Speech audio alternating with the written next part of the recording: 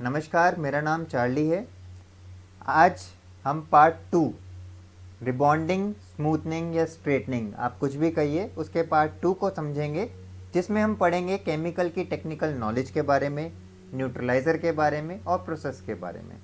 तो आइए शुरू करते हैं। देखिए, सबसे पहले हमें ये समझना है कि यहाँ पे प्रोसेस करने के लिए क्या क्या प्रोडक्ट्स आते हैं। तो यहाँ पे हमारे पास 3 प्रोडक्ट आते हैं। पहला प्रोडक्ट है EX, दूसरा प्रोडक्ट है 1R और तीसरा प्रोडक्ट है ये न्यूट्रलाइज़र। EX और 1R इसको आप केमिकल कह सकते हैं, जो कि हमें शुरुआत में सबसे पहले बालों के बॉन्ड्स को ब्रेक करने के लिए यूज़ करना पड़ता है। और न्यूट्रलाइज़र जो लास्ट में हमें बॉन्ड्स को जोड़ना होता है, उस टाइम पे न्यूट्रलाइज़र को यूज़ किया जाता है। आइए अब इसको डिटेल में समझते हैं। केमिकल में 2 तरीके के केमिकल है, एक है EX, एक है 1R। EX जो है, इस केमिकल को आपको virgin healthy hair, thick hair, henna coated hair और कर्ली हेयर, मतलब एक ऐसा बाल जिस पे आज से पहले कभी भी कोई भी केमिकल एप्लीकेशन नहीं हुई, वर्जिन हेयर, थिक हेयर जो कि थोड़ा मोटा बाल है, हीना कोटेड जिस पे मेहंदी लगी हुई है, कर्ली हेयर जिसका कर्ल पैटर्न बहुत ज़्यादा है, ऐसे बाल पे आपको EX एप्लीकेशन करनी होगी। 1R एप्लीकेशन के लिए केमिकल ट्रीटेड हेयर होना चाहिए, कलर्ड हेयर होना चाहिए, फाइन हेयर होना चाहिए या वेवी हेयर होना चाहिए, मतलब एक ऐसा बाल जिस पे पहले से ऑलरेडी केमिकल हुआ हुआ है। केमिकल मतलब उस पर रिबॉन्डिंग या स्मूथनिंग का केमिकल पहले अप्लाई हो चुका है। ऐसा बाल अगर आपके सामने आता है तो आपको 1R लगाना है। कलर्ड हेयर जिस बाल पे कलर हुआ हुआ है, चाहे फिर वो ग्लोबल कलर है, चाहे प्री लाइटनिंग हुई हुई है, चाहे इस पर हाईलाइट है, बाल्याज है, ओम्रे है, ये सब कलर्ड हेयर में आता है। सभी प्रकार के कलर्ड हेयर के लिए 1R एप्लीकेशन आपको करनी होगी। फाइन हेयर अगर बाल बहुत पतला है, पतले बाल के लिए भी आपको 1R को ही चूज़ करना होगा। वेवी हेयर जिस बाल का कर्ल पैटर्न बहुत कम है, बहुत ज़्यादा कर्ली नहीं है, उस तरीके के बाल पे आपको 1R लगाना होगा। हेयर एनालिसिस, आइए समझते हैं बाल को एनालाइज कैसे किया जाए। बाल को समझने के लिए आपको सबसे पहले उसका हेयर टाइप देखना होगा। बाल कैसा है, नेचुरल स्ट्रॉन्ग रेसिस्टेंट, मतलब बाल बहुत ज़्यादा स्ट्रॉन्ग रेसिस्टेंट है। नेचुरल नॉर्मल है, मतलब कि एक नॉर्मल हेयर है। एक कलर्ड स्ट्रॉन्ग हेयर है, मतलब कि वो कलर्ड भी है पर स्ट्रॉन्ग भी है। एक कलर्ड तो है पर सेंसिटाइज हेयर है। एक वेरी सेंसिटाइज ब्लीच्ड हेयर है। तो यहाँ पे आपने देखा बाल की अलग अलग 5 अलग अलग टाइप देखने को मिली। तो बाल कितना ज़्यादा सेंसिटाइज है या बाल कितना ज़्यादा स्ट्रॉन्ग है, ये आपको जजमेंट पहले से करना पड़ेगा उसकी हेयर टाइप से। नेक्स्ट आता है हेयर टेक्सचर। बाल का टेक्सचर आपको देखना होगा कि बाल थिक है, मीडियम है, फाइन है। जिस तरीके का बाल होगा उसके अनुसार आपको केमिकल का सिलेक्शन करना होगा। इसके बाद आपको लास्ट देखना पड़ेगा इलास्टिसिटी। इलास्टिसिटी टेस्ट बाल की स्ट्रेंथ के लिए होता है। आपको ये सिर्फ और सिर्फ गीले बालों में करना है। इलास्टिसिटी टेस्ट के लिए आपको बाल को स्ट्रेच करके देखना होगा कि उसकी इलास्टिसिटी कैसी है। अगर आपने बाल को खींचा और खींचने के बाद आपने देखा कि वो जितना खींचा और वापस वो स्प्रिंग बैक हो गया, वापस अपनी जगह पे चला गया है, तो उसकी इलास्टिसिटी गुड कहलाती है। अगर मान लीजिए आपने बाल को खींचा और खींचते खींचते ही वो बीच में टूट गया, तो इसका मतलब है कि वो बाल ब्रिटल है, वो कड़ा बाल है। अगर मान लीजिए आपने बाल को खींचा पर वो वापस नहीं गया, खींचने के बाद उसी जगह पे रुक गया, तो उसकी इलास्टिसिटी को आप स्लैक बोलेंगे। टेक्निकल प्रोसेस स्टार्ट करने से पहले हमें याद करना पड़ेगा, हमने पहले शुरुआत में पढ़ा था कि बाल के अंदर की लेयर्स क्या होती हैं। ये तो हमें याद है कि सबसे पहले बाहर का जो बिल्कुल एक्सटर्नल हिस्सा है, जोन A, उसको हमने बोला था सरफेस। फिर था जोन B जिसका नाम है क्यूटिकल। फिर है जोन C जिसको हम बोलते हैं कोटेक्स। तो हमें एक बात का ध्यान रखना है, जोन A ये तो एक नेचुरल लेयर है जो कि हमारे सिबम और स्वेट दोनों के मिल जाने से अपने आप बनता है। जोन B और जोन C ये एक ऐसा स्ट्रक्चर है जिसको हमें अंदर से समझना बहुत ज़रूरी है। जोन B जिसका नाम है क्यूटिकल, क्यूटिकल मैं पहले भी बता चुका हूँ, ये पानी और अमोनिया के लगने पर ये खुल जाता है। इसको हम डोर ऑफ द हेयर भी बोलते हैं। ये एक तरीके का बालों का दरवाज़ा है। यहाँ पे आप देख सकते हैं इस बाल में ये एक शेल्स की तरह है, आपको बालों में परत की तरह एक के ऊपर एक चढ़ा हुआ दिख रहा है।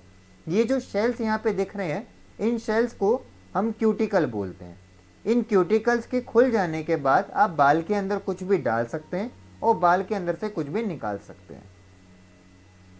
क्यूटिकल की कुछ लेयर्स होती हैं, जैसे कि एपीक्यूटिकल, एक्सोक्यूटिकल, एंडोक्यूटिकल। इसके बारे में डिटेल से हम ऑलरेडी पढ़ चुके हैं, तो अभी हम नहीं पढ़ेंगे। अभी हम आगे जानेंगे कोटेक्स।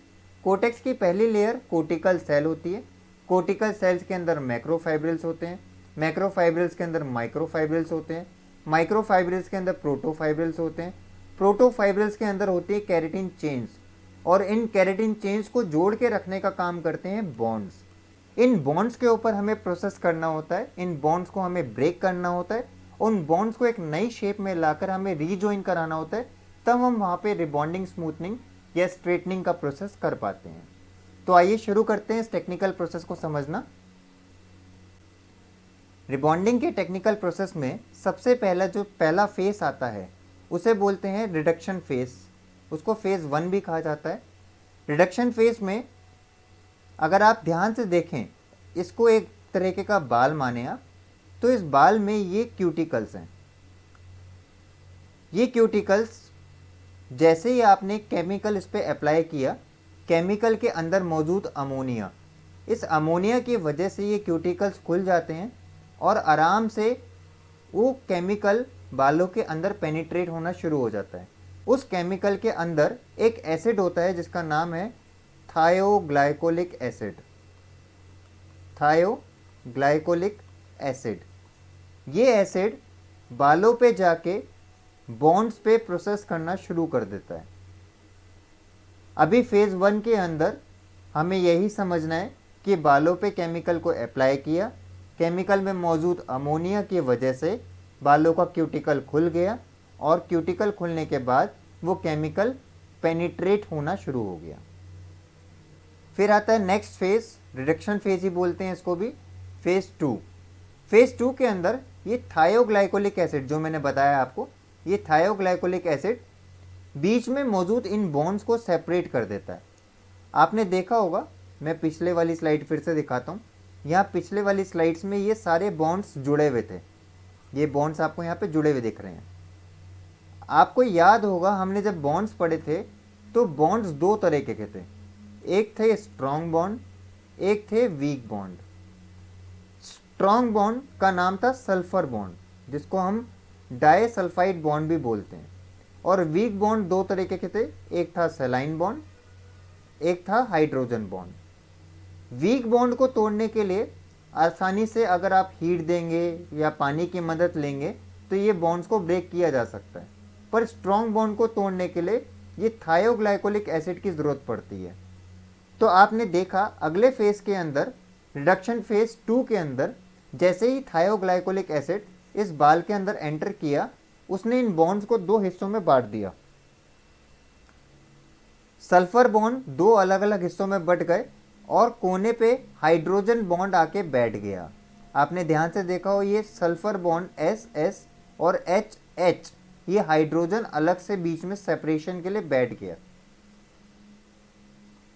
इस एसिड ने दोनों बॉन्ड्स को अलग अलग कर कर बीच में एक सेपरेशन के लिए हाइड्रोजन बॉन्ड को बिठा दिया है। नेक्स्ट स्टेप पे आते हैं, इसको बोलते हैं रिडक्शन फेज 3। रिडक्शन फेज 3 के अंदर हम बालों को एक नई शेप में परमानेंट शिफ्ट करते हैं। हम प्रेस की मदद से, हमने जो स्ट्रेटनर यूज़ किया था, स्ट्रेटनर की मदद से बाल को सीधा करते हैं। सीधा करने के बाद बालों के बॉन्ड्स को एक नई पोजीशन देते हैं। उस पोजीशन पे आने के बाद हम नेक्स्ट स्टेप पे जाएंगे। फिर आता है नेक्स्ट फेज, जिसको बोलते हैं न्यूट्रलाइजिंग फेज। न्यूट्रलाइजिंग फेज के अंदर हम न्यूट्रलाइज़र एप्लीकेशन करते हैं, जहाँ पे सल्फर बॉन्ड्स अपनी एक नई पोजीशन के अंदर जुड़ जाता है। आपने देखा यहाँ पे बाल को सीधा कर दिया, सीधा करने के बाद यहाँ पे जो बॉन्ड्स थे, उन बॉन्ड्स को यहाँ पे उसने जोड़ दिया है, एक नई पोजीशन के अंदर उसको जोड़ दिया है। इसे बोलते हैं न्यूट्रलाइजिंग फेज। तो हमने क्या समझा, सबसे पहले फर्स्ट फेज के अंदर अमोनिया जो है क्यूटिकल को खोल देता है और थायोग्लाइकोलिक एसिड आराम से बालों के अंदर पेनिट्रेट हो जाता है। सेकेंड फेज के अंदर थायोग्लाइकोलिक एसिड बॉन्ड्स को ब्रेक कर देता है। थर्ड फेज के अंदर हम बॉन्ड्स को नई पोजीशन पे रिफॉर्म कर देते हैं।